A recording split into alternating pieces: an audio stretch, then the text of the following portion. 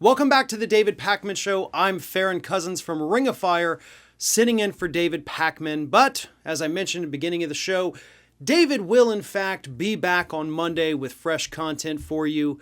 But for now, let's get right back to it. Of course, one of the biggest things this week was the Turning Point USA conference.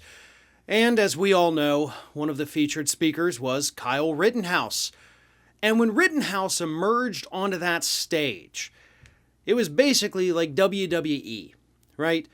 He had his own theme song that they created for him. So if you haven't already seen the video, brace yourselves, because here is Kyle Rittenhouse's entrance into that Turning Point USA conference. Take a look. Get loud for Kyle.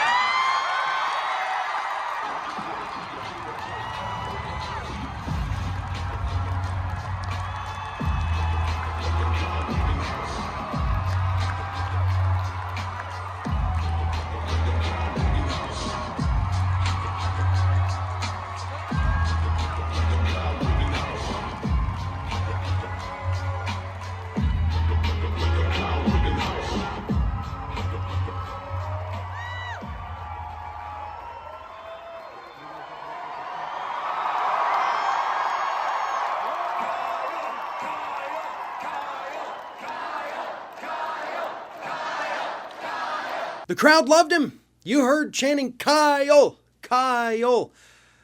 But there was one person that was not happy about this. There was one conservative who understood that maybe this isn't the best guy to be hoisting upon our collective shoulders. And believe it or not, folks, that person happens to be Fox contributor Tomi Lahren. On an episode of Outnumbered this week, Lahren actually, I can't say she laid into conservatives for idolizing Kyle Rittenhouse, but she did question why they're treating him like a rock star. Here is what she had to say. I do think that as conservatives, we need to be a little careful when it comes to this. I believe we can put up Kyle Rittenhouse as someone who was innocent and was bullied and mistreated by the media, but I think we should step back a little and maybe not treat him like he's a rock star or a celebrity. I don't think that's necessarily a good look for the conservative movement. He did what he had to do. He was defending himself. Let's talk about self-defense. Let's talk about the riots. Let's talk about how everything went horribly, horribly wrong that day. But I think we should take a step back and not make the man Bon Jovi. But that's just my take, she says. Of course, that's just my opinion, you know. Don't kill the messenger. Here's the thing. She's right. That's a weird thing to say, but Tomi Lahren is right. And she's right for several reasons. The first is, what's he done? Well, let's be honest. We all know what happened. 2 people are dead. Kyle Rittenhouse was acquitted. Now, we could argue all day long whether or not you think it was self-defense, whether you think he should be here, but those arguments no longer really matter, okay? Kyle Rittenhouse faced the jury. He had his defense. We had the prosecutors. Defense prevailed. Kyle Rittenhouse was acquitted. That's the end of that. So we're not even going to get into that. But 2 people are dead, and we know that he killed them. The court says it's in self-defense, so we have to accept that. And now he's a hero. Like, now they're lifting him up. Now they gave him a speaking gig. Now, I'll be perfectly honest with you. I don't know what he said. I didn't listen to it. I have no interest in listening to it. I don't care what he has to say. Although we do know that he did say in an interview after the acquittal that, people shouldn't be praising him for this. I guess he's okay with it now. But either way, Lahren's point, I think, I don't want to put words in her mouth, but I think what she's trying to get at is why? What's the longevity of Kyle Rittenhouse? What is he actually doing to further the conservative cause? So the answer to that question would obviously be nothing. Not a thing. And of course, Turning Point is supposed to be about these conservatives who are out there making a difference, pushing their horrible conservative policies on us, spitting out, giving us new conservative talking points. But that's not what Kyle Rittenhouse is. He's not a political operative. I mean, he's a kid. He's a kid that's now gotten swept up into all of this.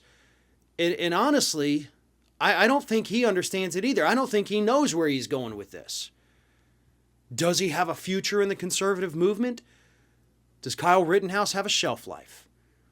And that's the big point that Tomi Lahren herself is attempting to make. Think of it this way.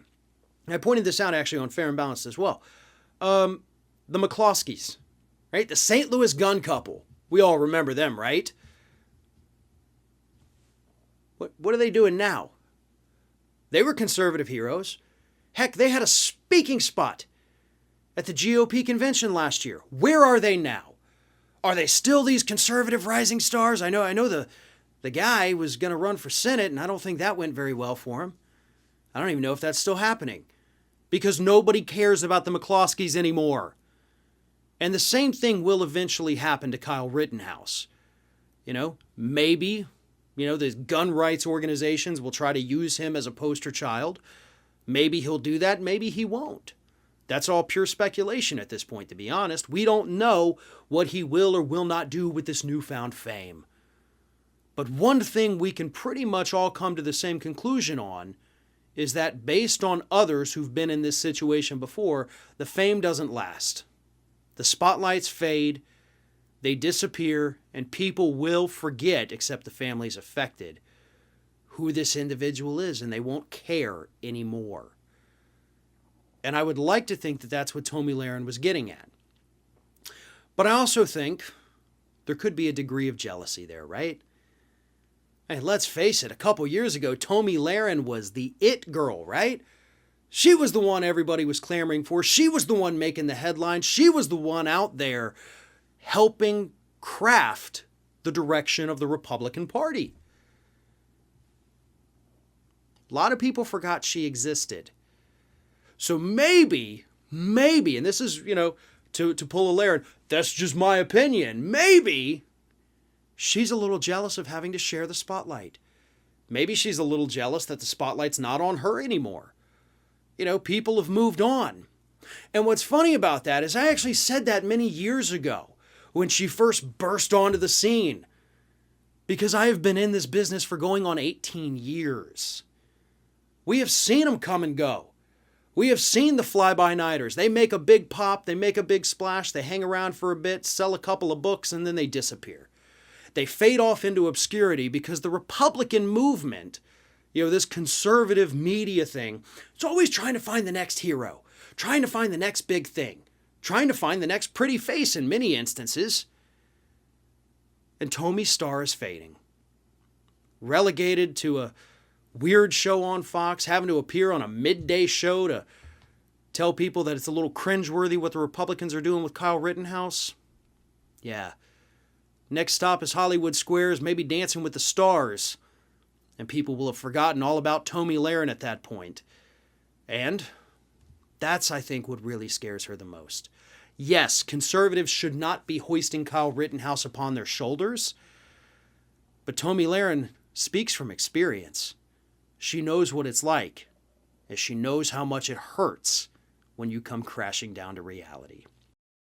One of our sponsors is called Privacy. Privacy is a totally free service that I've been using for years.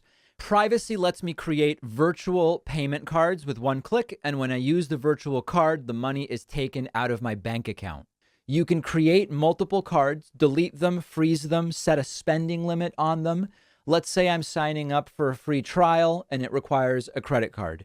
Privacy will autofill a virtual card number, and then after signing up, I can delete that virtual card. So I know I'm not going to be charged again. Something really useful and very practical. Or let's say I'm ordering food over the phone, but I left my wallet somewhere. I don't have my real credit card on me. I can use a virtual card on my Privacy mobile app.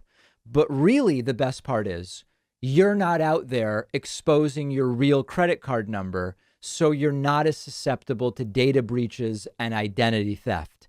Privacy is a totally free service, and you'll get $5 to spend when you go to privacy.com/Pacman. The link is right underneath this video.